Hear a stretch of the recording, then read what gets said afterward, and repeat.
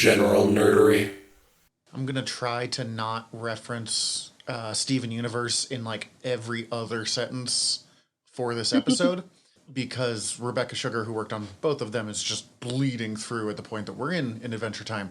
But I don't promise that it will be less than like every paragraph or two. See, it's going to be easier for me because you have no idea. Yeah. That's why I'm like, I must control myself. Tyler has not watched this. Welcome to General Nerdery. We're your generals of nerdery. I'm Zach. I'm Tyler. And with us is the LTC, the Lieutenant Commander themselves, my son, Eustacia. Hello. Yay, Yui's back. Yui being, of Yay. course, and really loud in my headphones. That's on me. Yui, of course, being the very first guest we ever had on accident way back when in episode like 3 or 4. It was our first Mando episode, so like longtime friend of the show. Yeah. Thanks for being here, Yui. Well, thank you for having me again, since I pestered you so much about this idea. They have been talking about us doing this Adventure Time series, I think, since that very first episode. Pretty much, yeah. Well, we're there. It's time. We're there for And now we're here. We're buckling in for 2 months of Adventure Time. But before that, what have we been ingesting? Adventure Time? Okay, yeah, I was going to say, you went really wide-eyed there.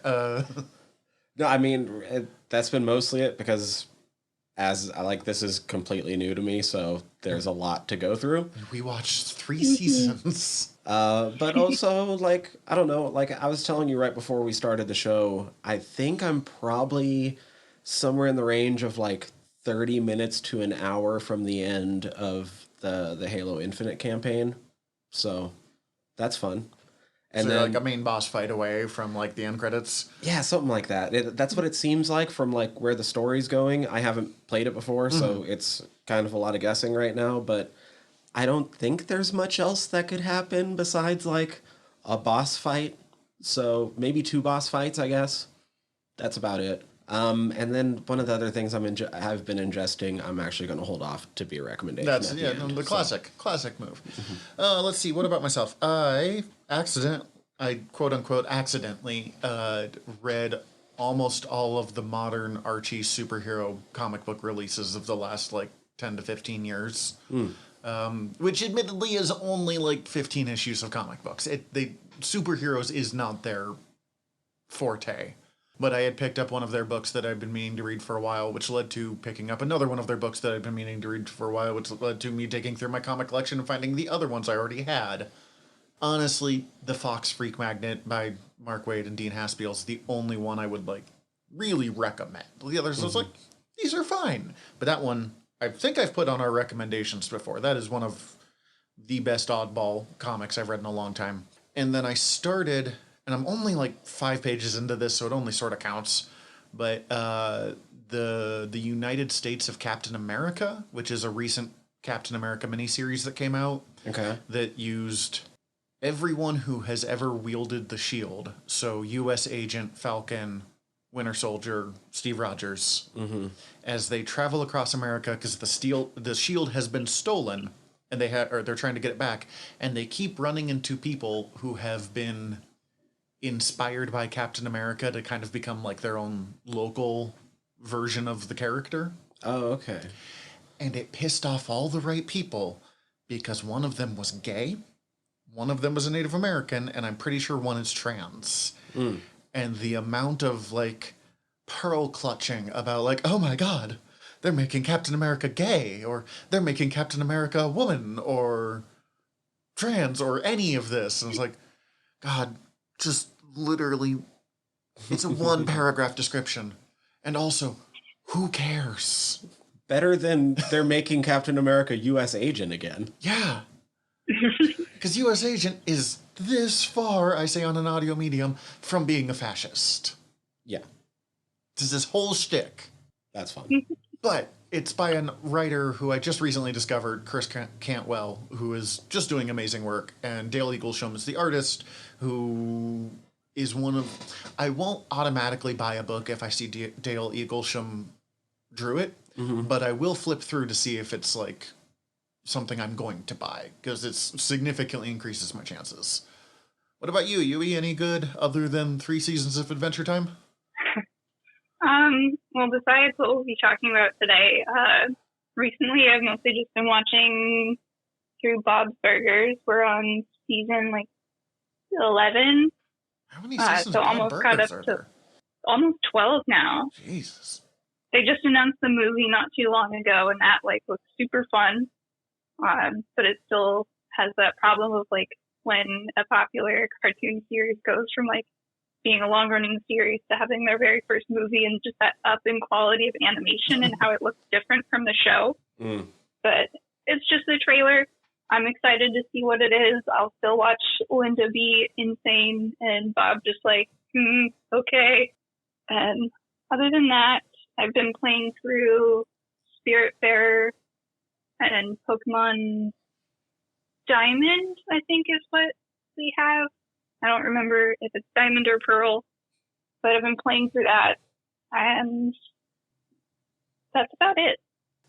There's a new Pokemon game, Legends of Arceus or whatever it's called, coming out in a week and a half. Is it that close already? Yeah, the 29th, I believe. Holy yeah, cow. I know. We were all caught by surprise.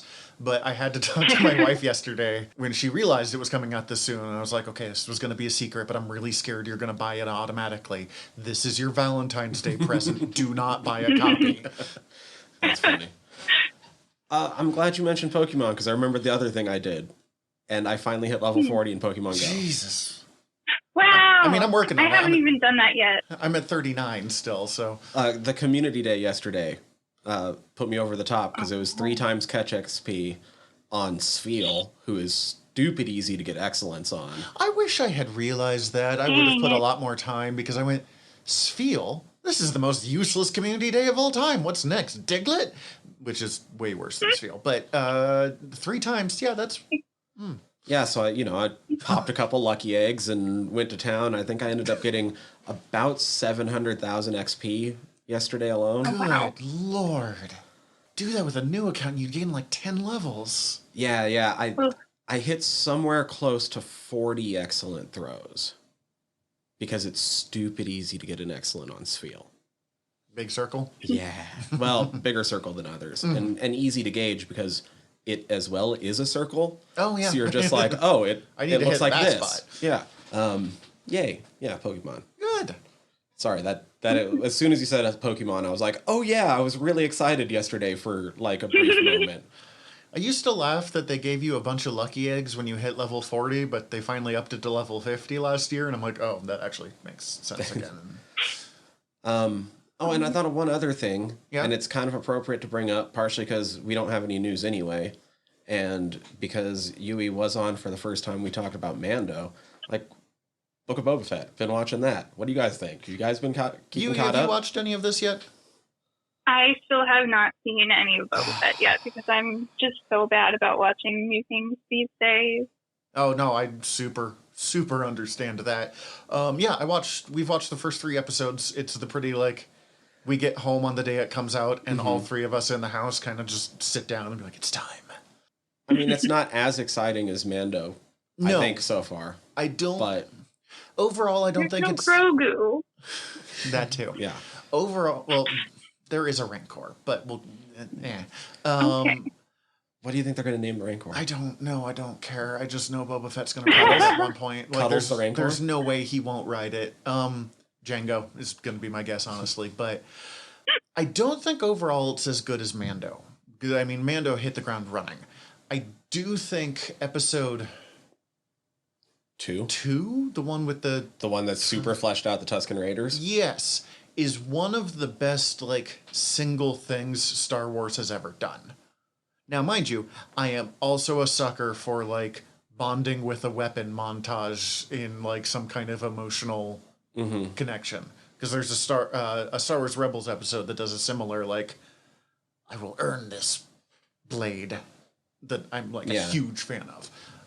I do love that Tashi Station finally appears when Luke's been talking about it since 1977, and we've never seen it before today. Or not today, but... And, I mean, Black Chrysanthemum. I still don't know how to pronounce that. They finally said it in episode 3. Chrysanthemum? Chrysanthemum. Because I remembered it was kind of like Chrysanthemum. Except it's Chrysanthemum. He's an evil Wookiee with fucking taser gloves, which was horrific. Anyway. Okay, yeah, we won't get too much farther into that. Sorry, Yui. It's Star Wars. No worries. You get it. I remember. I do intend on watching it eventually. It's just, I don't know. Been doing a lot lately. It's only 3 episodes out. You got plenty of time. Mm-hmm. I usually say we go to news now, but we're not really doing news, so I guess we'll take a quick break, and when we get back, it's some time for some adventure. I like what you did there. Yeah, see? Mathematical. So thanks to bad timing, you and I have done 2 watch a decent amount of television episodes in a row on a weekly thing, because over on Noob Island, and I'm not sure where they come out in the release order, we just did WandaVision, and I finished that up, and I'm like, yeah, I just watched a bunch of TV. Oh my god, I have 1 week to watch 3 seasons of Adventure Time. How did I plan this so badly? Look, no. I'm gonna say that, like, an insight behind, because it's not happening this way anyway. What we really should have planned on was this just being a Noob Island season. Yeah, just like we're little the mini. noobs. Yeah, oh, that would have been good. So yeah, I guess if you kind of enjoy these, go check out Noob Island as well. Yeah, so in my case, I sat down and was like, oh, I'll watch a few hours like at the beginning of my day, and then I watched this show for like 11 hours straight, I think. It was like, okay, I gotta stop now. Like, my brain is melting. I think the longest stretch I was able to do was 3 hours, and then I was just not paying enough attention, and I'm like, I need to pay attention. So, if at any point you're like, on this episode, and you need to remind me of why, that's because all of it is one giant Tube of single Adventure Time. yes for me. On that note, I guess here's where we usually talk about what is our history with Adventure Time. But to be honest, in our cases, it's very simple. It's basically none. Yeah, I know that I saw 2 episodes at a friend's house once. I couldn't tell you what episodes. I probably won't even recognize the episodes when I get up to them.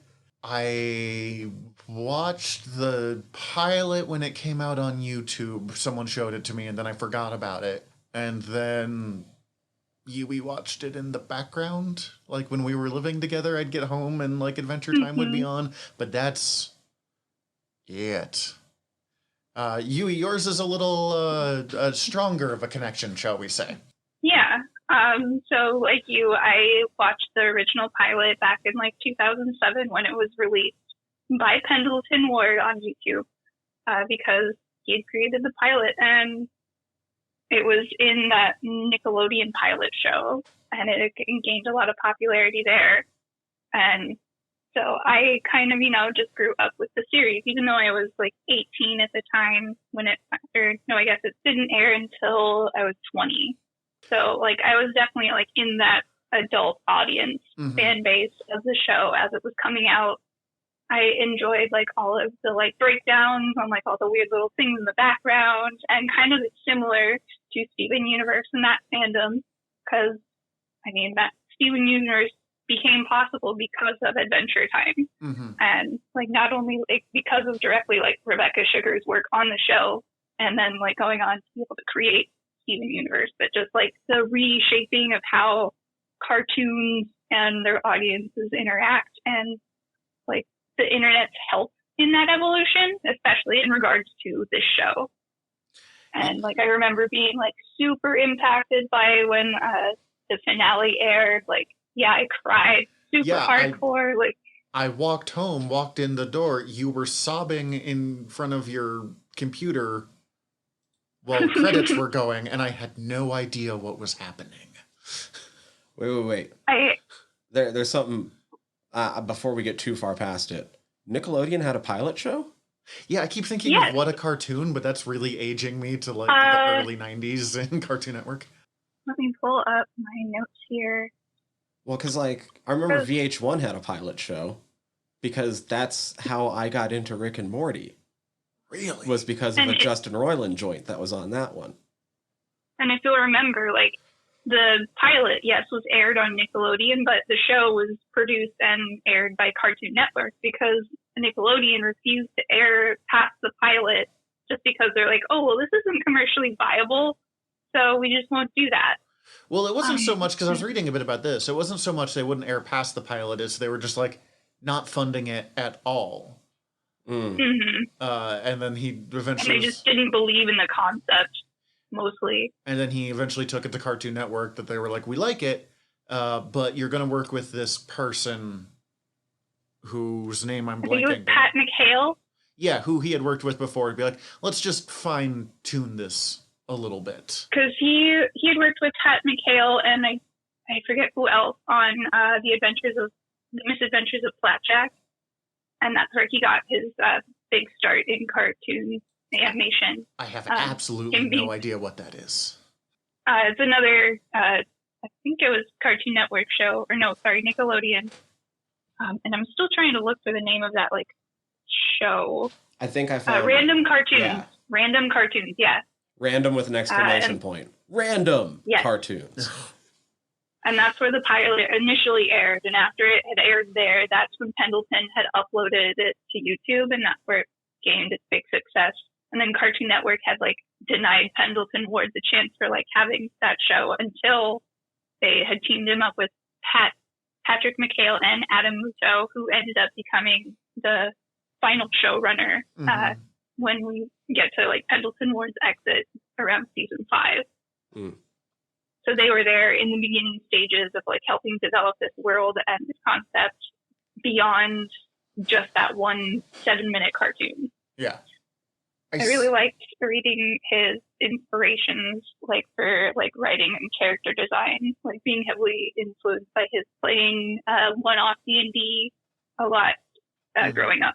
I had heard that before, like people being like, oh, D&D was inspired Adventure Time. And I'm like, I don't understand how. And then as I'm watching, it became much more apparent, but not in the ways that usually when something was like, this is inspired by D&D, and you look and there's like Conan the Barbarian ripoff in the corner. See, my favorite... I never even heard that much, or else I might have checked it out earlier.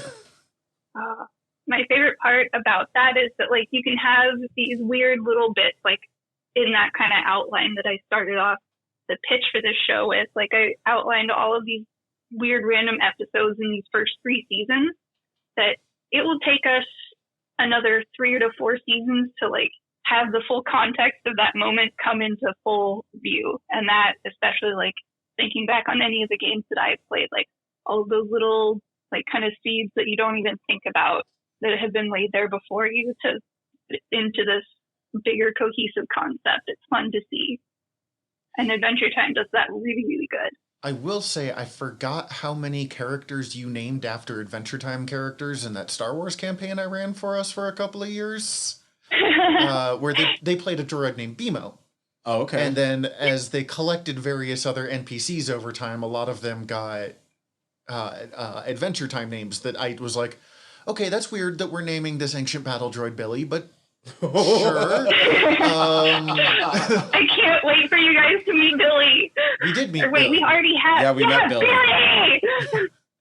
Billy was one of my favorite parts. That was one of the better episodes I saw. I love that they got Lou Ferrigno for that, and they tried to have him like that scream that he does in the end. Like I guess in the recording booth, they were trying to get him to like scream or like kind of sing like an 80s hair metal band, like Billy! And Lou Ferrigno is just like Billy! And it was so funny. Oh, that's great. And the fact that they ended up using it in the episode. Well, I mean, if you're going to pay Lou Ferrigno to yell Billy, then you might as well get as much as you can. They got like 2 takes before they gave up. Look, if I ended up with Lou Ferrigno in anything, I would also try to find an excuse to use the Lonely Man track. That was the end credits for the Hulk, but... Isn't Lou Ferrigno like a little bit deaf? Yes. So that might be part of it. They're like this. And he's like, all I hear is the yelling. I didn't put it together that was Lou Ferrigno when we were watching it. Not until... That's awesome. There are so many fun, like, voice acting cameos, like, the obvious ones of, like, Mark Hamill and Justin George Roiland. Takei. Yeah, the George Takei one, I was like, well, that's the obligatory early 2010s. Have you noticed any of the others have you noticed any of the other Star Trek references or cameos? Well, you mentioned Mark Hamill, which is Star Wars. I know there's an episode that has Riker because you showed me that one specifically, but that's later on. We haven't got to that one yet. I think I heard Michael Dorn at one point in this, who played Worf. Yeah, that was the episode where Magic Man turns him into a foot, and then they have to find the other people living under the bridge and like get them to get out of their sadness. Without an insult on that episode was fine. God, I want Michael Dorn to have such a bigger role in pretty much everything because he's got such a good voice for voice acting. Mm-hmm. When he pops up and stuff, good. There was a lot of good voices that popped up. Biz Markie? I don't know who... He was a Snorlock. Oh, Biz Markie was the 80s rapper, the Just a Friend. You just a friend. I did not realize that was... Okay. The obvious one for voice actors being one of your favorite voice actors, who's Jake in this, who is suddenly I'm blanking as... I fucking love John DiMaggio. John DiMaggio, thank you. I fucking love Johnny D. He's great. That's part of what sold you on doing this. Just, I can listen to Johnny D. And... Even though he always sounds like Johnny D. Almost, yeah. It's not hard to spot him. And then the one, and I don't know her name, but it was very distracting to me anytime Princess Bubblegum popped up because she's the voice of Starfire from Teen Titans. That's Hinden Balch. And all I could hear was Starfire. Yeah. One of my favorite bits of trivia on the voice actors is from the pilot. When they did that, they had most of the same voice actors. Like Hinden Walsh still played Princess Bubblegum, John DiMaggio still played Jake, and the voice actor of Finn, his older brother, ended up voicing Finn. But by the time they had gotten the show into production, that voice actor was too old and just sounded, just too old to be 12. So they got his younger brother, Jeremy Shada, to voice Finn for the rest of the series. That's fun. It's just Finn the human. He's here to adventure. Mathematical. And then, my favorite, voice credit that they have is the voice of Tree Trunks, the elephant. It's this old woman named Polly Lou Livingston, and she's a family friend of Pendleton Ward, and she just talks like that in real life. Oh, okay. So there's no voice acting there. That's just... Not really. Yeah, it's just that's her. That's amazing. That makes me so happy. Does she also make apple pies obsessively, or? I'm guessing. Tree Trunks is way up there for me so far on characters I actually dig on. Oh my gosh. I know we're only on season 3, but I cannot wait for all of the backstory to happen for Tree Trunks because it gets pretty nuts. I'm definitely on Marceline the Vampire Queen. Oh, she's my favorite. Yeah. But Tree Trunks is up there for me. Marceline, though, is hands down my favorite character so far. Also, well, that doesn't surprise me at all, knowing you. Also, with Marceline, anytime she starts singing, I'm like, oh, there's Rebecca Sugar's influence. I know that doesn't mean anything to you, but I have listened to the Steven Universe soundtrack enough times. That is a major part of where Rebecca Sugar's influence shines through, is not only in the development of Marceline the character, but in the songwriting in the show, because that becomes a major part of a lot of characters, their backstory, just the episodes. And sorry, I'm getting too wrapped up in all of the weird details of this show, and it makes me so happy. I think I've somewhere seen, I just don't remember where I would have watched it, other stuff on Marceline the Vampire Queen, because I know bits of her backstory that I don't know how I know them. Because I'm like, oh, this doesn't line up. I don't think this lines up because I have questions about this, but I just... You don't know why you have questions. I don't know why. That. No, well, okay. And so we'll get to it. And I'll be like, so on one of these, I'll be like, that's the episode I saw. We've seen Holly Jolly's Secret, but we haven't seen I Remember You yet. So, cool.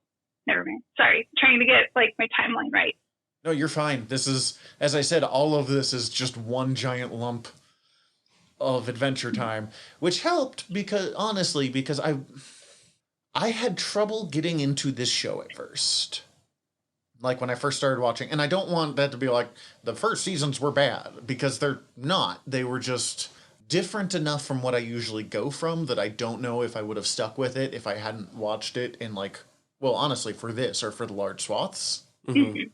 I mean, to be fair, like even the production of the show in these early seasons was very uneven. Like they didn't really know where the show was going to go, and the development of not only like the Mushroom War, but all of the backstory for just like this entire land was developed just through like the fan interaction with the show. Like they created the relevance of the Mushroom War. They created the relevance of like all of the major relationships between some of these characters. Mm-hmm.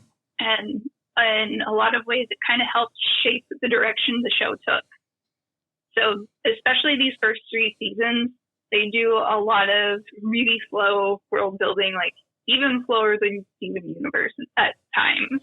Oh, yeah. Because it doesn't, like, it takes a long time for things to start grouping together. Because just looking at my outline, it won't be until the end of season 4 that we'll see our first big plot arc. That tracks. I was seeing it start to develop by season 3. But, like, I mean, even just beyond, like, I'm trying to find a way to describe this just to put where I was coming in from. The character designs are different from the kind of cartoons that I usually watch. Okay. Because I usually have more of a, like, Avatar The Last Airbender being the style of cartoon I'm more likely to go for, or Batman the Animated Series, or even Steven Universe. Like, there's a cupcake man walking by isn't usually the kind of cartoon that I go for. At first I was finding this show a little grating because it's a little, like, shrieky. Okay. Like, people yell, and I'm just like, man, I am not used to hearing kids yelling. Okay, that's, like...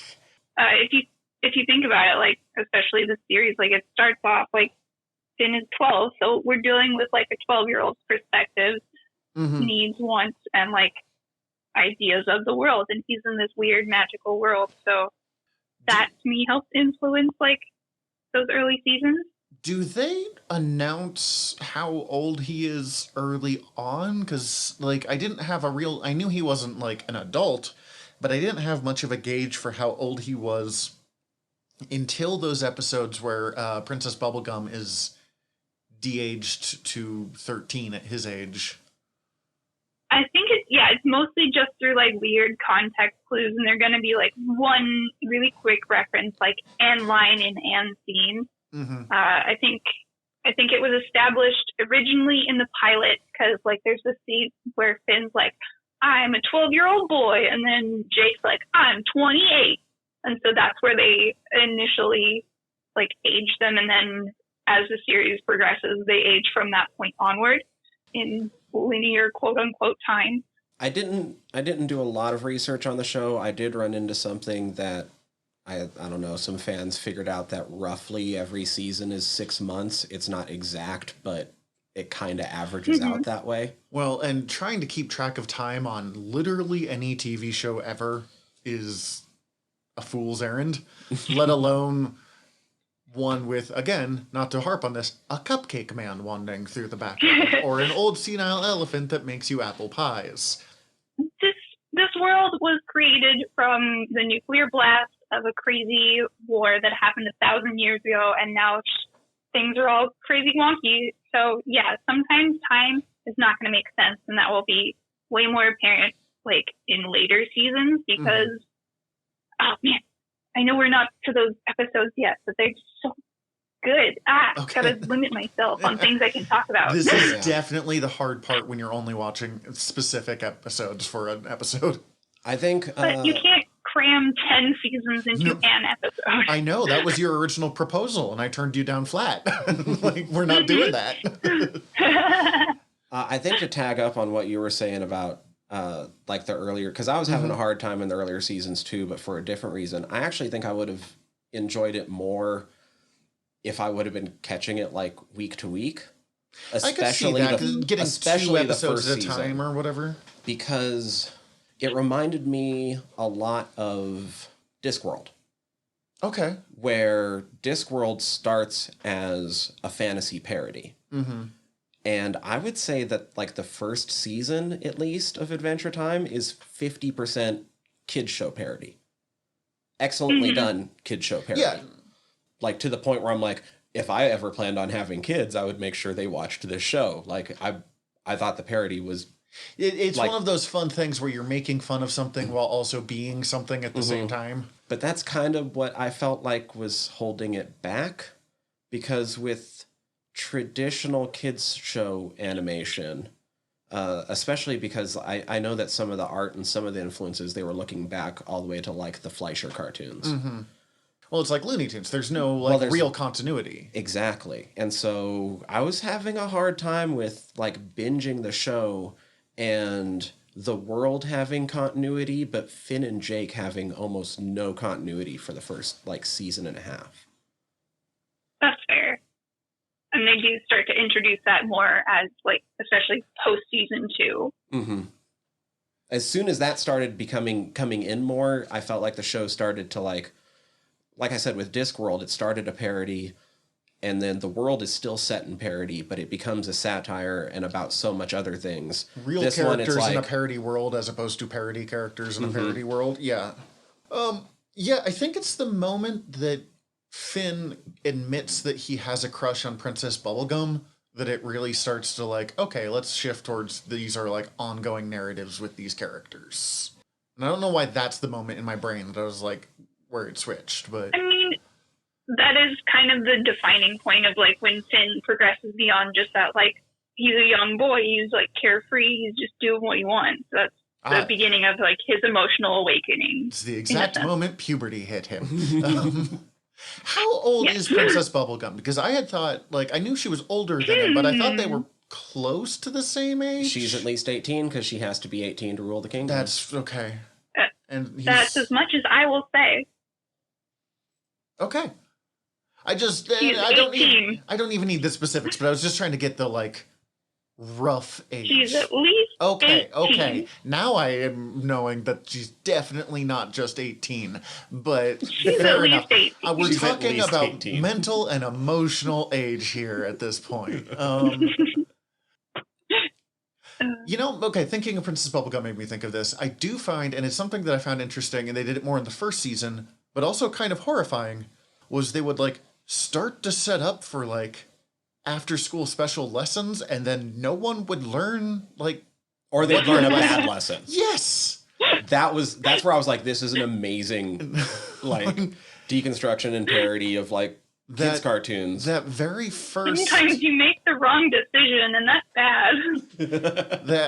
that very first episode, not the pilot, but, like, when they were actually making the TV show, the zombie one. Mm-hmm. Oh, yeah. Where, like, the lesson was, you just tell me you're keeping a secret, as opposed to, maybe you shouldn't keep a secret that's going to kill everybody. Yeah. Since we were talking about Princess Bubblegum for a moment, like, she was the moment that I was like, oh, okay, I'm not just, like, enjoying this. Now you have my attention. Very much involved her. I sat up in my seat. I was like, oh shit, out loud, when they just ended with her dead. Yes. Mm-hmm. And I was like, oh wait, this is what this show's doing? Stuff is okay, you happening. now have my attention. Yeah, no, when they first introduced, like, I don't know, the concept of the Lich. The Lich was cool. Good. I mean, I love me some Ron Perlman, too, so. Oh, that was Ron Perlman? Mm-hmm. Yeah. Oh, hell yeah, man. Because war. And I'm so glad that the Lich comes back. Well, that's good to know. Since we're kind of just bumping through characters here and stuff, and I don't have much on this one, I kind of want to drown Lumpy Space Princess in a bathtub. Yeah, no, I'll agree with you. LSP's the worst. I mean, she's supposed to be the worst. I recognize that, like, and that's why I'm not saying it as a critique of the show. But and the fact that, like, Pendleton Ward chose to be like, no, I'm voicing Lumpy Space Princess. I did not know that was Pendleton Ward. That actually makes me like her more. But she is a little bit of, like, somehow a mix of like Hitchcock and Gina from Brooklyn Nine-Nine, or like, there's always that one character that like is She's supposed to be very awful. self-centered. Yeah, She's the U.S. agent. like that's her entire thing. Of the show. You're a terrible person. Whatever. That's funny. Oh, whatever. Oh my god. Yeah, no, she was the worst. When she tried to start drama with the wolves. That was pretty funny though, admittedly. Like that one, and I love her detailed, involved like inner life, and like the fact that she's like, I hate my parents, I'm running away to the woods to eat beans.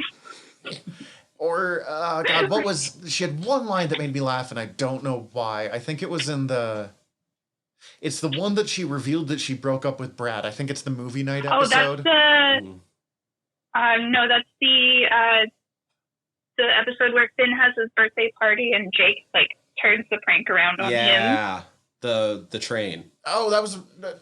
Wait, no, the haunted mansion. The haunted man. Yeah, yeah. Which was one of the better episodes that has aired in these first 3 seasons. It was one as a sucker of like Poirot style mysteries, but there's a bit where she like is running, or I guess floating through the halls, yelling, "Brad, I'm ready for you now," or something like that. I'm like, oh yeah, that's after they've revealed the like bait and switch, and like everybody's fused into Lady Rainicorn's body, and then they have the close up of Lumpy Space Princess being like, "Brad, I'm so ready for you now. It's so obvious." But yeah. I've been laughing about that for like 3 days, and I'm not entirely sure why. I'll just like hear that in my head and be like, "Right, I'm at work. I have to like actually focus." There's unfortunately a lot of really good Lumpy Space Princess moments that will just like worm their way into your vocabulary, and there's no way to stop it. I'm sorry. Oh, so it's like when I started using totes. Yes. Still use that damn word. Second worst for me after Lumpy Space Princess, though, fucking Ice King. Really? I love the Ice King.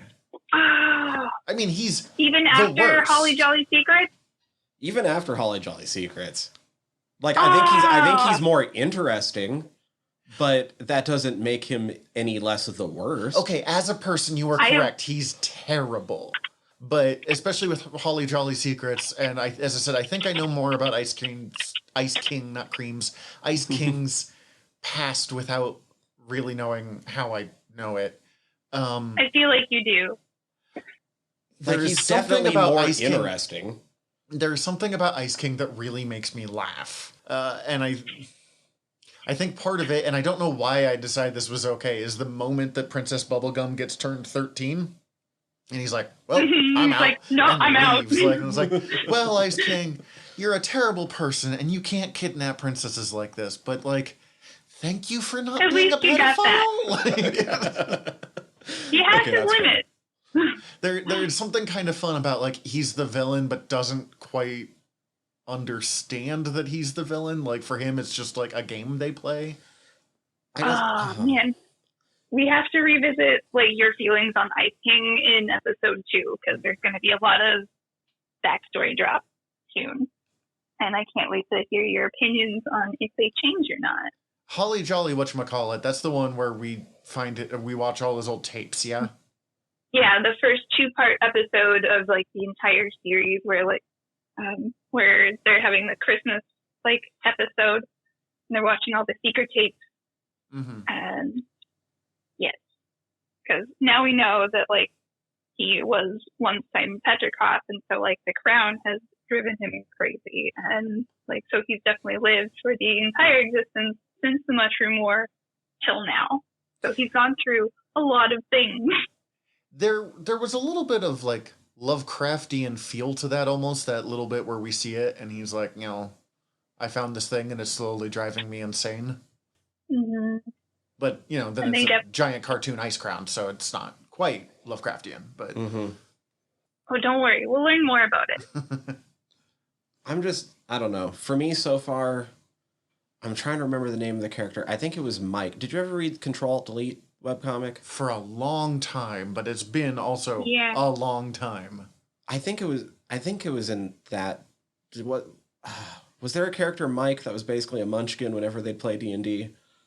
Or am I thinking of a different webcomic? I don't know. Anyway, I might be thinking, ooh, it might have been Least I Could Do. Anyways. Just to make sure, can you guys still hear me? Yeah, you're fine. Okay, sorry. One of my headphones died. But Mike was also terrible in the same way as Ice King, except more real life, which was even worse. No. Ice King only works for me because he's a cartoon character, so I'm like, all right. But my problem was with Ice King was when he was at his best so far, he was at like normal Mike levels. Mm-hmm. And I was like, I already hated this character. Oh, no. I mean, he is still meant to be like an antagonist to like Finn as like the protagonist. So like there is going to be some sort of like, yeah, you're kind of butt, Ice King. There's no way around that. Yeah, I wouldn't want to hang out with Ice King. I just find him entertaining. Gunther, on the other hand. Gunther, yeah, you know, take a bullet for most penguins. Yeah. Oh, man. Although definite signs that Gunther's a dick, which I appreciate. Gunther follows no laws, and that's great. I kept wondering, looking at the different penguins and stuff, if there's kind of a Gonzo the Great and his chicken situation going on of like, because Gonzo the Great has his girlfriend Carmilla the chicken, but he doesn't actually know which chicken is Carmilla. So any chicken that is nearby is Carmilla. Which is... Oh, geez, I know there's one episode where, like, Ice King lists out, like, all the names of his penguins, and they're all just variations of Gunther. Okay, that's what I was wondering. Like, is Gunther a specific penguin, or is it just, like, whatever penguin is closest to him at that moment is Gunther? Like, there's a definite Gunther, and we will find that out later. But, like, as far as we know, like, right now, Gunther is just any penguin that is close to Ice King. But, yeah, there's an episode where he's like, my penguin, Gunther, Ginter, Gunther, and, like, just lists them all out, and it's just really funny. Like, I love a lot of the weird, like, little one-off jokes that they have like that. Like, even their fart jokes are just like, this is too funny. Why is this so funny? It's a fart joke. Okay, so I'm going to try to explain this world and correct me in places where I am wrong, because I'm just trying to see if I understand how this is. Overall, it is called the Land of Oo, and that's like the planet, or like the continent. As far as we know, it's just the continent they are existing on. Okay, and then within that, there are different kingdoms, and they all seem to be themed. Like, yes, they all have their own princesses. Like, there's the Candy Kingdom, the Fire Kingdom, Ice Kingdom, ruled by Keith David. Kingdom. That's the other one I was forgetting. Oh, that one did make me happy. Anywhere we can get Keith David. Yeah. We need, like, Keith David and Ron Perlman working together. All the time. And Tony Todd. I also just remembered another fun voice actor trivia. Like, Olivia... What's her name? Crap. The voice actress for Marceline the Vampire Queen, Olivia Olsen, her actual real-life father voiced Hunson Abadir in the show. Voice 2? Wait, have we met Hunson Abadir? I am not placing this character, so... We went... he was the King of the Nightosphere. It was episode 1 of season 2. It came from the Nightosphere. Is that the one where her dad appears? Oh, yeah, okay, yeah. Okay, so he actually voiced her dad. Okay, cool. Yes. I just wasn't I just was like, Marceline's dad. That's who that character is. And the voice actress's actual dad voiced her dad in the series. Oh, that's pretty good. I like that. Yeah, that's cool. Yeah. Her dad looks like an accountant. I think he looks kind of like an accountant. Probably. But anyway, sorry. Back to the Land of Oo. Land of Oo, and then there's the different... So, Fire Kingdom, Candy Kingdom, Ice... Ice, I guess, Kingdom, but that one, instead of a princess, has the Ice King. The Nightosphere, which is kind of like hell by the sound of it. But then there's also the Death World that we'll find later. But then does every princess rule their own? So like Hot Dog Princess kind of just seems to hang out in a pen. Yeah, that's like the extent of her kingdom. It seems like they'll go out on missions. Like, okay, so the definition of kingdom is pretty broad here. Yes, like there are major princesses, there are minor princesses. They all have their kingdoms, but like the major players that we need to like really worry about is mostly just Princess Bubblegum, and eventually, like we just met Fire the Princess Flame in the last Princess. Flame in the last episode we watched, I think. Yep, Mortal Recoil. Or no, sorry. Do you just know these episodes by names by heart, or are you looking at I have the list. Okay, I have a little bit of both. I'm not judging. I have an entire podcast where I prove that I know too many comic book characters without having to look them up, but I was just curious. Yeah, no, there's a reason why I petitioned this hard for this show, because, yeah. Anyway, so, yeah, there are the major kingdoms, which we mostly just need to worry about the Ice Kingdom, which, yeah, again, is ruled by Ice King. Candy Kingdom ruled by Princess Bubblegum. Eventually we'll find the lands of Lemon Grab, but we haven't gotten there quite yet. More Lemon Grab? Yes. Yes.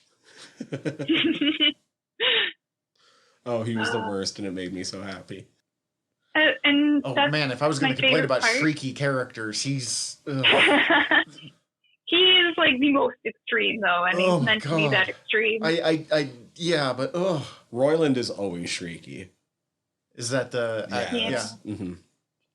So... I guess getting back to the world of Ooh, like, I know we've talked a little bit about, like, the mushroom war and how, like, the fans helped create that.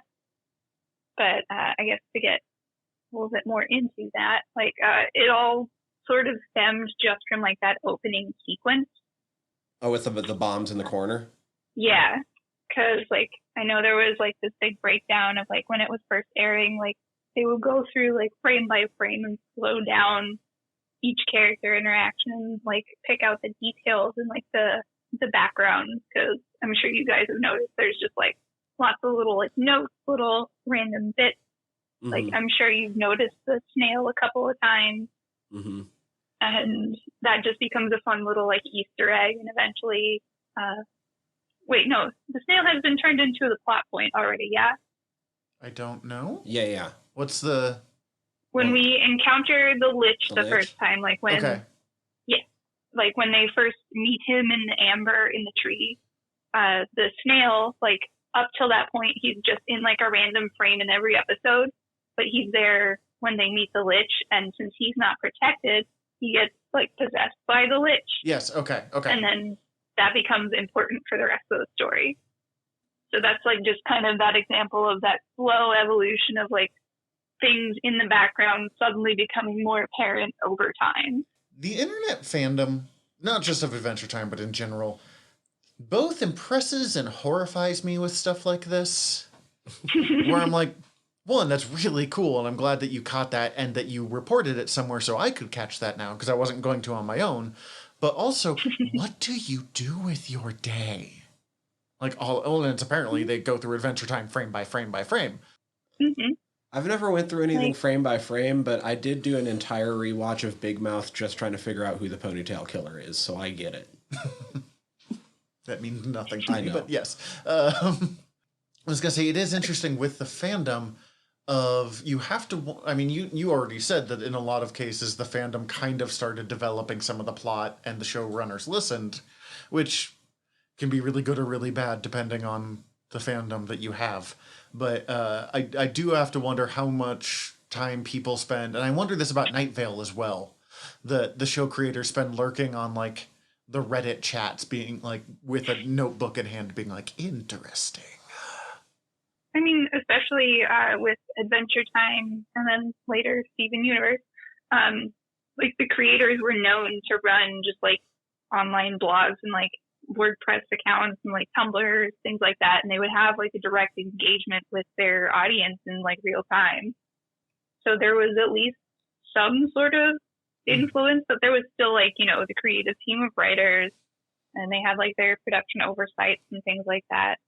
And even in Adventure Time, eventually, just to like show that like they do listen, they eventually added the kind of like, I guess, fan service, quote unquote, of the Fiona and Cake episodes.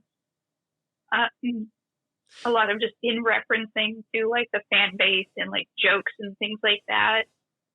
And those just become more and more like prominent throughout the series eventually. Well, and we've seen the first Fiona and Cake episode at this point. Mm-hmm. Also, was that, God, what's her name? She played Sadie in Steven Universe. She's part of Garfunkel and Oates. I can't think of that actress's What's her name? Was that her I don't remember. in... Kate Micucci. Okay, yeah, that's who I was thinking of. Yeah, I'm pretty sure she was at least some voice. I know she was one of the ghosts in the Heat Signature episode. She's another one of those people that seems to have picked up a career as a voice actor in a lot of, like... I mean, it's a profitable way to be an actor. Well, in smaller ways. And it's a real... Like, I don't mean that in any kind of disrespect. I'm glad she's doing it. She's got a great voice for cartoons. Mm-hmm. Who were you saying she was? I was wondering if she was playing either Fiona... I think it was Fiona. Yeah, from Fiona and Cake. No, Fiona is Madeline Martin. Oh, okay. Well, no idea why I thought that was her then. Who's probably best known for Californication. She was one of the main roles on there for like the first 6 seasons. Oh. She just looks kind of like the person that I was thinking of. So when I'm like looking on your screen over there on the other side of the room. Oh my gosh, I didn't realize she was like, I knew she was at least one of the ghosts from Heat Signature, but I was like looking up some of the other episodes she was on, and it was on one of my least favorite episodes. It's one called Chips and Ice Cream. I don't remember which season it's from specifically, but I just remember not liking it. Nah, it's gonna happen. I mean, we watched, 14 and a half hours of Adventure Time just for this, and our next chunk is longer. So Yep, because more and more episodes start, becoming more plot involved, and they become more important, so you have to actually pay attention to them. That actually, like I said, that makes me happy because I think it's going to make it a little bit easier because what was most grating was that first season for me where there wasn't much continuity. it was definitely a little hard. Mm-hmm. And even as a fan of the show, when I go back and rewatch it, those first few seasons, I put on as background noise because I know what parts to look for. I know kind of where the story is going to go. And I really am watching for those later seasons to see all of that payoff. But it's still good, kind of like when you watch Next Gen. You still watch season 1 to see where it came from, but you don't watch it because season 1 is your absolute favorite. No, and there's episodes from season 1 of Next Gen. My wife and I have been doing a slow watch through for a couple of years now, and there was ones that I was like, we're not watching this one. For all of our sakes, we're not watching this. But season 1 has a lot of really good bits of those establishing things about they kind of introduce who Finn and Jake are and kind of the world around them and this really wide possibility of characters and things they could encounter and things just happen constantly. I definitely like Ocean of Fear because that's kind of that, for me, Ocean of Fear is kind of that first hint of maybe the show has elements deeper than it just being a fun little funky kid show. Because it then started to tackle those really deep-seated fears and Finn still doesn't overcome his fears in the end of that episode. That one legit horrifies me a bit because later. I am a little scared of drowning. And by that I mean I will never take a cruise for a lot of reasons, but one of them is pictures of the Titanic when I was a small child. No, that's fair. I was gonna say even we've all said how rough the first season is. So far, it also still contains one of my favorite moments: the montage and song house hunting in Evicted. It's fantastic. Yes. Don't stick your foot in there. And that was. Don't stick your foot in there, guy. Oh no, not into glass. also sung by Pendleton Ward. Mm. And I just love his weird little like additions.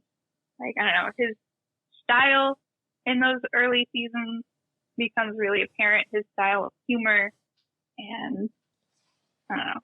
Now, this is for kind of next episode, or next, of our episodes, but he steps down after season 4, if I remember. Like mid-season 5 is when he steps down as showrunner. Because he just did not like being showrunner. He found it like super stressful from what I was reading. He is incredibly introverted. Like even during like those first 4.5 seasons where he was running the show, like just going to cons constantly, the pressures of like keeping up a production schedule that constantly had issues, because it would take like roughly 6 months to produce an episode. And so you'd have to work on like 6 episodes simultaneously, because... Yeah. So like they're working on an entire season at once, almost. And so like in addition to like writing, character design, production, promotion, like all those various elements, like him being as introverted as he is, it just became too much. And he just wanted to step back to being like a storyboard writer, which is where he got his start, like back in his Flapjack days. Like that's where he initially started doing animation work. And so he just wanted to get back to that. And he would still like look over storyboards and give some input and kind of like give his blessing for like future seasons or episodes. But yeah, midway through season 4 is when we see a lot of his influence leave, and when the show really starts taking that kind of linear directed story format. Well, I guess that's more something to keep an eye on for in the future. Yes, it doesn't super matter as much right now, but you can see the tonal shift of the show when it happens. Interesting. I'm looking forward to it, just to notice it. Yeah. It's like when a comic book creator swaps off and a new person like takes over the writing chores, and they're like, well, hope this works. That's a good thing about like Adventure Time, because they just handed it over to like one of the people who had been there from the start, Adam Muto, who ran the show until its end. I don't know if he's running the like Distant Land series or not, because I haven't really looked into them or watched them myself. Well, and for the episodes we're doing here, we are only covering the original Adventure Time series. We're not covering any of Distant only Lands the original or Fiona and Cake or any of... Yeah. I mean, Fiona and Cake kind of encompass inside of that, because they're... Yeah, but they're getting an actual series, too. Oh, yeah, that's right. I forgot that was just announced. Sorry. No, you're fine. This was me looking up everything on Adventure Time, being like, what am I getting myself into? Yeah, no, as far as we're concerned, we just care about the original 10-season run of Adventure Time.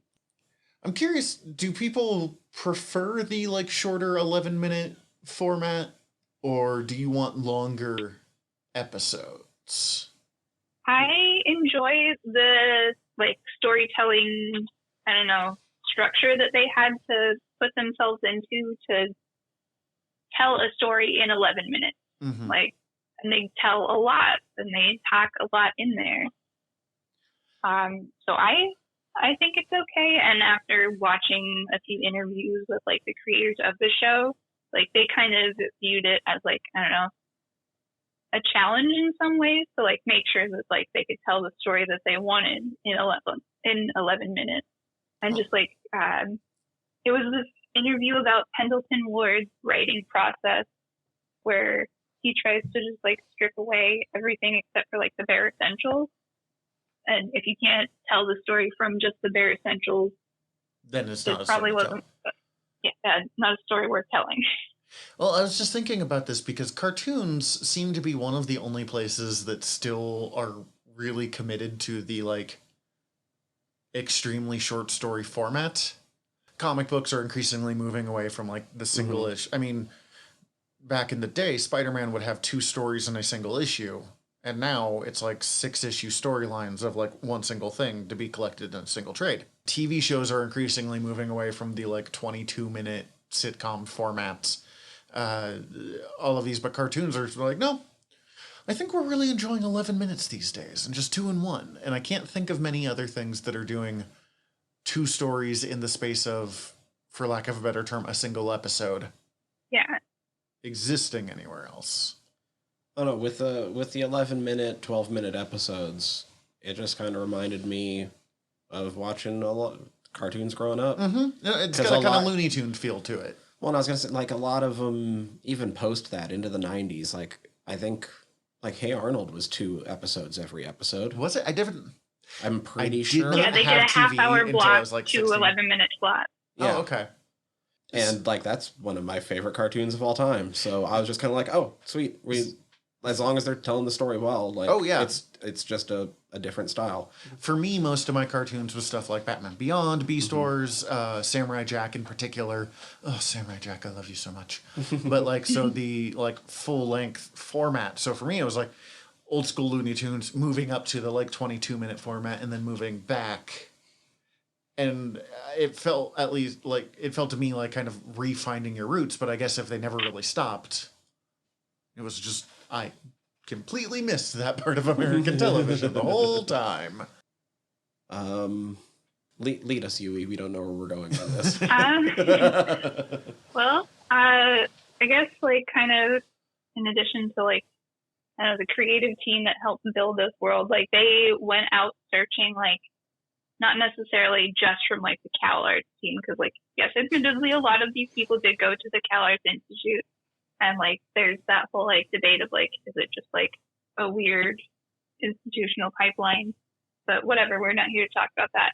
They also went through, like, convention halls. They would go look for, like, independent animators to, like, help guest animate on this show. And they helped kind of foster that idea of, like, looking for people who were doing the work instead of, like, just people coming and, like, looking to just break in. They were already looking for people who, like, had the skills, were doing the work, and there was a few people, like, including, I think it was, like, Ian Jones Cordy, who was, like, an independent animator who helped on that show and eventually moved on to other shows and eventually his own project. That's fun that it's kind of an intro to, you know, a chance to break in. Yeah. Which, if you're going to do creative work, the absolute I don't want to say the absolute hardest part, but on some level, the absolute hardest part is just getting your foot in the door. Yeah. And then the next absolute hardest part is just places. getting your other foot in the door. But, like...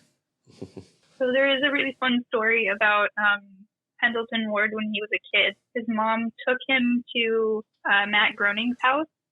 Like, just took him knocked on the door. Did she know Matt Groening? No. This is horrifying. Yeah, so she takes her son, Pendleton Ward, to go meet Matt Groening, and she's like, hi, my son wants to be an animator and thinks you're really good. Can you give him some tips? And he was like, yeah, sure, I will be nice and talk to you, young man. And eventually, like, you know, he gets to be in the animation industry. He creates this, like, groundbreaking series, and, like, he then meets his hero, like, as a contemporary again later. And the fact that, like, John DiMaggio works on both, like, Futurama and Adventure Time, like, he, like, viewed that as, like, a weird kind of cool serendipitous part of his career. No, that's super incredible. Like, look back at. I wonder if he was ever like, hey, do you remember, like, 15 years ago when a weird lady showed up at your house and was like, talk to my child? I am that child.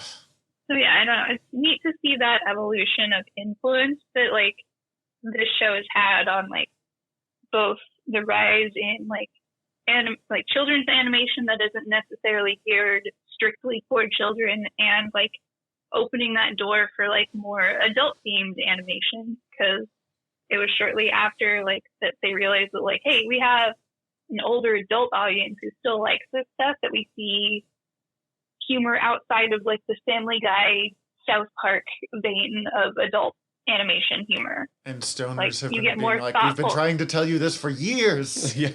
Yeah. What I like about and Adventure... then, like, go ahead. And then, like, even seeing any of Pendleton Ward's, like, post-Adventure Time projects, like, that same sort of, like, care and thought. Like, I don't know if you guys have seen Midnight Gospel or Bravest Warriors at all. No, But those are really good as well. somebody was talking up Midnight Gospels to me earlier this week, and it sounds kind of right up my alley. I'm going to check it out. Oh my gosh, please watch it. That's definitely going to be in my recommendations later, but please watch that. With what you were saying about Adventure Time being like a little more adult oriented but still being good kids TV, I think that I do want to, like, I was gonna say call out, but that makes it sound like a bad thing, but like point out how well it kind of is starting to thread that needle, because there is always a danger with shows when you're gonna start doing more serious stuff and when you're gonna start doing more sequential storytelling to go dark with it. And there's a few. It is sometimes hard to do something that is both all ages, but is actually all ages. Because, like, all ages isn't sometimes kind of the, like, we're calling it all ages, but it's for kids.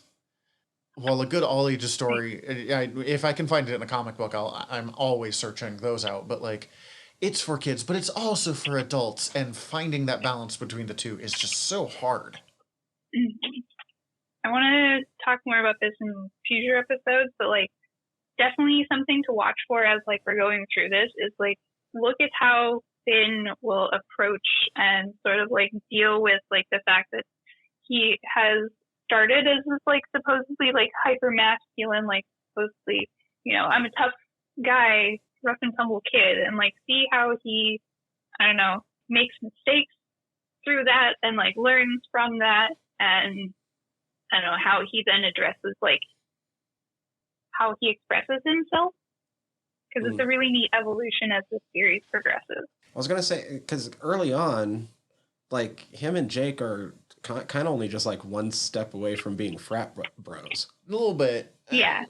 So Jake is supposed to be 28, because he really does feel, I mean, he sits that weird balance of he is both decidedly older than Jake and, like, Jake's emotional and mental contemporary.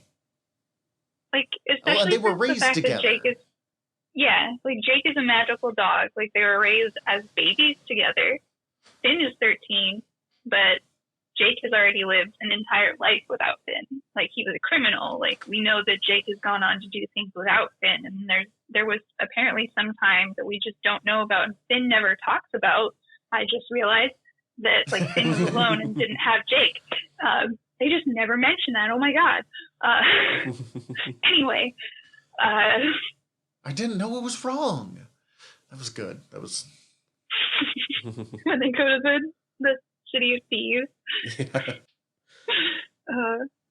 Yeah, I don't know. Like, definitely view these earlier seasons as, like, that kid who has no view of, like, moral right and wrong, just being a kid. yeah. And as we move on into season 4, we're going to see him grow up a lot, and there's going to be a lot of missteps, a lot of times where Finn is just flat out wrong. And it's nice to see that in a character growth and development story, and that, like, coming of age story where it's not just a hero making these decisions and, like, noble sacrifices. Like, Finn's a fucking idiot sometimes. Well, He even says it himself. Let's be stupid. you still there? Shit. Just heard you swear, so I Sorry, assume can you're you still there. still hear me? Yes, Yeah. you're fine. Okay, cool. Yeah, it's not even so much that he doesn't understand right and wrong, as he has such a childish idea of what right and wrong is that he misses any kind of, like, detail work in what counts as right. You know, I will keep my promise no matter what is right, even though, like, oh no, Finn, buddy, you need to tell people about the zombies or about the literally pretty much every single thing that comes up in your life. You should probably be telling an adult about. Oh man, kind of going back to that Haunted Mansion episode, like, where he has that incident with the ghost and, like, nobody validates his experience, so he's like, and repression. Like, just instantaneously. He's got a kind of Jake from Brooklyn Nine-Nine mode to him now that I think about it. And he voiced Party Pat, the Party Bear leader. Jake. Oh, shit. Not Jake Peralta. Andy Samberg? Andy Samberg, yeah. Hell yeah. Oh my god. And that character, Party Pat, was based off of Patrick McHale. which was one of the showrunners, or one of, who was Patrick? He's a Mitchell? person. And he was a person connected with the production of Adventure Time, and he went on to create Over the Garden Wall. Oh, I've heard very good things about that. Also very good.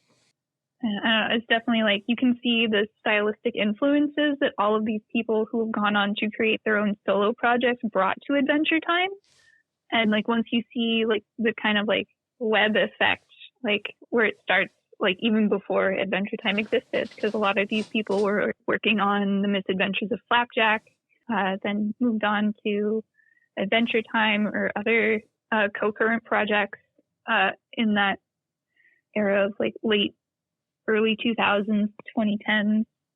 That is one of the fun things about when you're into a fandom enough to go behind the scenes, because you can do similar with like the Star Wars stuff right now. Most of it can be traced back to Avatar: The Last Airbender, because what's his name? He's not Favreau. That's the Marvel guy. Dave Filoni. Dave Filoni, thank you. Dave Filoni was working on Avatar, and they're like, "Hey, we really like that. You want to come work for Star Wars?" He's like, "Yeah, I do." And look at us now. Yay! All right, something I'm curious about. Maybe you can answer, Yui. Mm-hmm.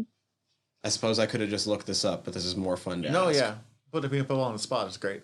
Do they play Lady Rainicorn's translation straight, or is there hidden like bilingual bonus jokes if you actually know Korean? As far as I know, the voice actress, who is also the voice actress for BMO, she was originally a character animator on the show, and they were having trouble like finding just someone to voice those characters. So they're like, "How about you try?" And they really liked it, and they went with it. And she will translate what's in the script from English to Korean. Okay. So it is like supposed to be like the Just words straight that are meant across. to be in the script. Yeah. Okay. So if you like look up any translations, it will be what like I was is happening wondering in what the language story. that was. I knew it was Asian, but I couldn't identify past that. I barely It is speak Korean. English. That's good to know. I always And they watch with actually closed kind of- caption on, and so it always pops up speaking Korean. Okay. Yeah, and they also intentionally don't like translate it in any subtitles. And that will come into play later in like where there's an episode of just like Princess Bubblegum and Lady Rainicorn doing an adventure. And so we only get like technically half of the story, but like through context clues, it's like, you know, you're supposed to be able to pick up what's happening. Mm-hmm. I think one But of the it's still like, ah! I think one of the earliest episodes where I really started to be sold on this show was a Princess Rainicorn episode, and it's where Jake decides that Rainicorn and Finn need to hang out more often. Oh, with the translator? Yes, and with the old man translating, it's like, that's why I got rid of it. That was pretty good. I was kind of sad to see it go, but also like, yeah, fair enough. Well, I love that her dad is Henry Rollins. Who wasn't on this show? It's going to be a way shorter list. Yeah. Who was Henry Rollins in? He was Triclops? Yeah, he was Triclops in- Masters of the Universe Revelations. Who looks like we're going to be getting a lot more Triclops if we get a season 2 out of that. That'd be great. Oh my gosh, I just remembered that Weird Al Yankovic also does voice acting in Adventure Time. That doesn't surprise me at all. Yeah. He was Banana Man. Yep. Okay. Oh, I don't even remember what he was actually looking, but I had my death dream or whatever it was. Yeah. Beef it dream. Yeah, Dream? his Croak Dream. Croak dream. That's Yeah. it. Ooh, another fun tidbit, the design for the Cosmic Owl came from a reflection on a urinal at the Cartoon Network studios. Yes. That's amazing. That's good. Like you can even like look that up and you will find like the exact image, and like since you've seen Cosmic Owl, you can see like just the like combining reflection circles that create the Cosmic Owl face. I'm just imagining like, well, I had my dick out and I discovered our next character. Everyone should come see. Not my dick. Not my dick. Please don't call HR again.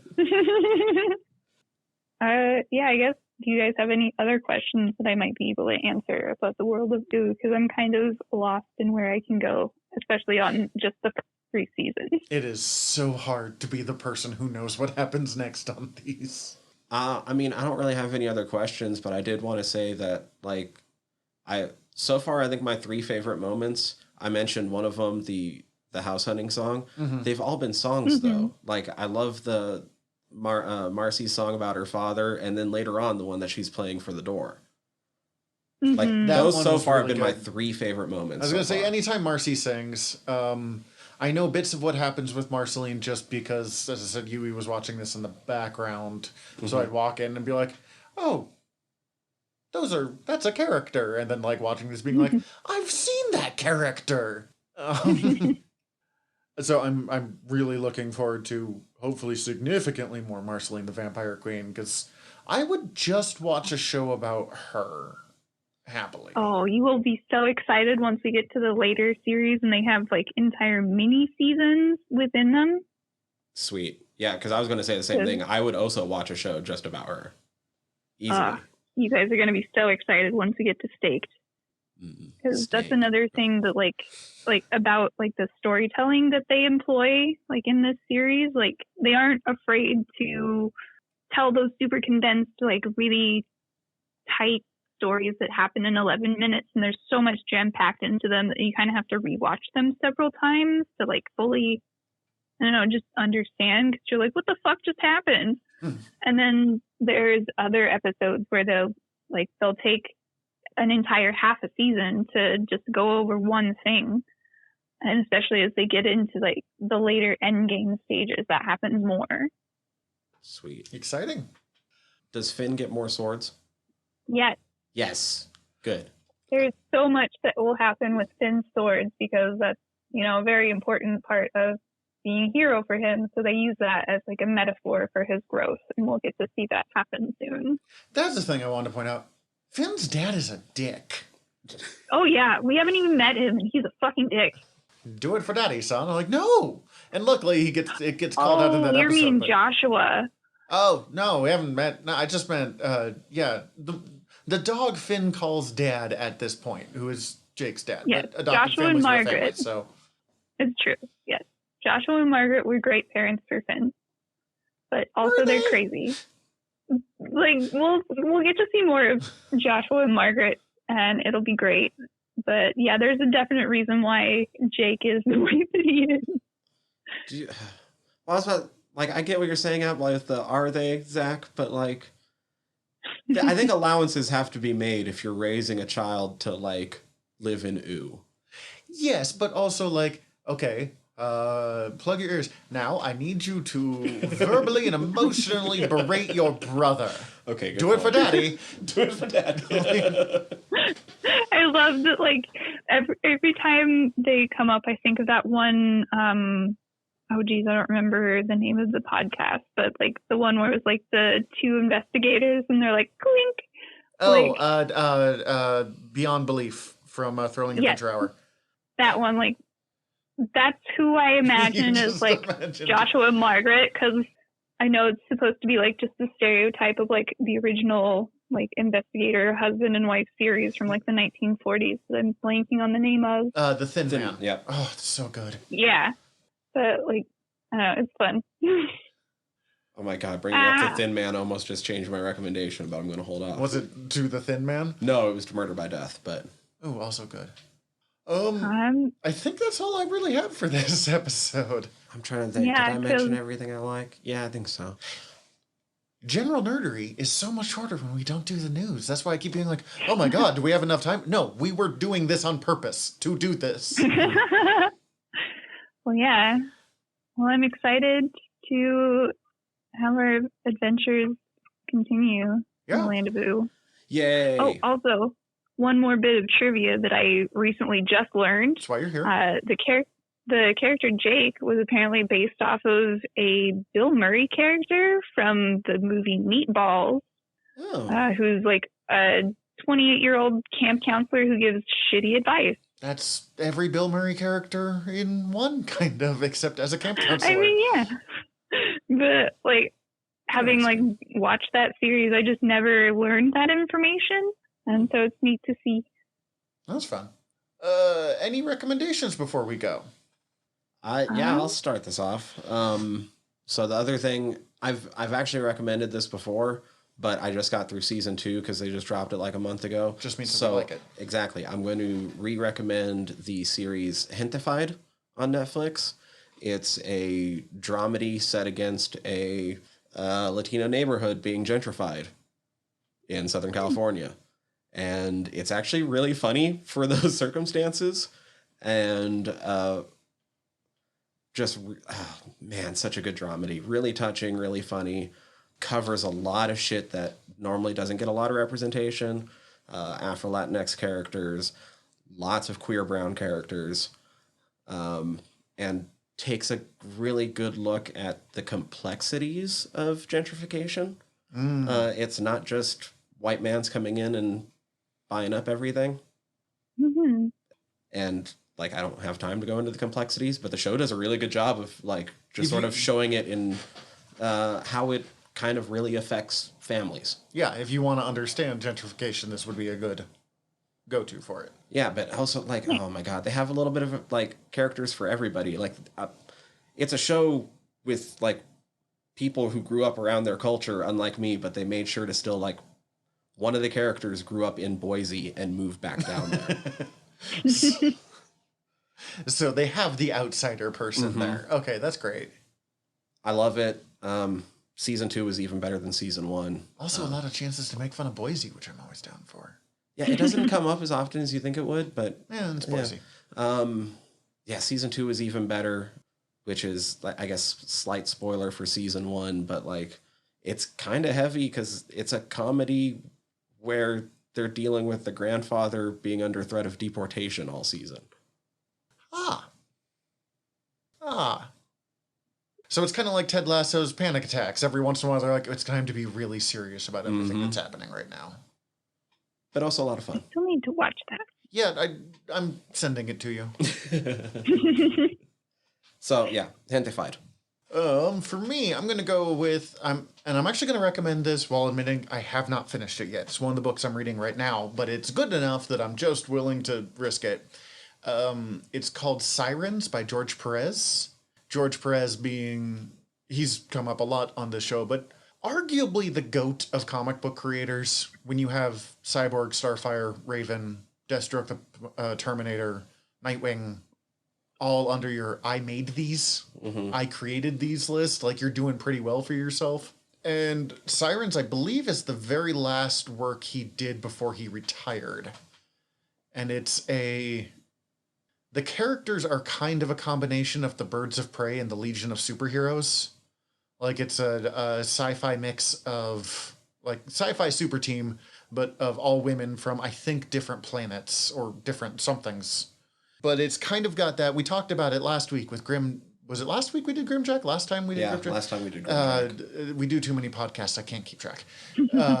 Of that 80s sci-fi comic feel of they're just throwing stuff at the wall to see what sticks. And it's just anything could happen because of it. But from one of the greatest comic book creators in the history of the medium. So it's a lot of fun, and it's really pretty, and every costume is ridiculously over the top because it's George fucking Perez. Eustacia? Okay, so my recommendations, kind of like we talked about earlier, definitely look into the Midnight Gospel. I'm also going to recommend some internet series, Bee and Puppy Cat, because I just really like that one. You showed that to me? Someone showed that to me. Yeah, and I think I'm blanking on the creator's name, but I know that they worked on both Steven Universe and Adventure Time. That surprises me not at all. Kind of, yeah. And then as something completely unrelated to Adventure Time, I'm going to recommend an internet series named Interface by a creator under the username Umami with spaces in between all the letters. And it's a really weird cerebral series about death, I think. Anytime you say what a series is about and end with a question mark, that's a good sign. Like, it's just really short little episodes, hand animated episodes, by the way. God, you don't see and that anymore. the animation is so crazy, and the story is very intense, and the characters, especially once you get to know the character of Mischief, it's really neat, and I need to go back and watch the entire series now that it's ended. So yeah, it's a complete series on YouTube. Hell yeah. Nice. For the rest of you, we all know what we're doing next week because we've been very clear about it. We will be doing more Adventure Time, which we'll be doing what, seasons 4 through 6? Yeah. Okay, 4 through 6. 7. Yeah, 4 through 6 for next time. Sweet. You guys got the full list. For the next future while, just assume we will be doing Adventure Time. So many adventures. We're going to get our next sword, dude. Several, probably, I assume. He's gone 3 so far. But in the meantime, we're your generals of nerdery. I'm Zach. I'm Tyler. That's you. And I'm Yui. Dismissed. Hi everybody, General Tyler here. If you like the show, please hit subscribe however you're listening to us right now. Also, if you could rate and review us however you're listening to us right now, or preferably over at Apple Podcasts, we would super appreciate it, as the whole world is ran on algorithms, and we want to be all up in them, getting our voice out to more places. Also, tell your friends. We always appreciate that. If you want to get in contact with us, ask us questions, give us comments, email us generalnerderypod@gmail.com. You can also contact us through our website, www.generalnerdcast.com. While you're there, check out all of our back catalog, or click the links up at the top, as we are part of the Earworm Podcast Network. Go check out all of our sister shows. We're involved with most of them, so if you already like listening to us talk, it might be in your best interest. And if you want to check out everything from the network, head over to earworm.com, EARVVYRM.com. We'd super appreciate it. Love you all. Have a good one.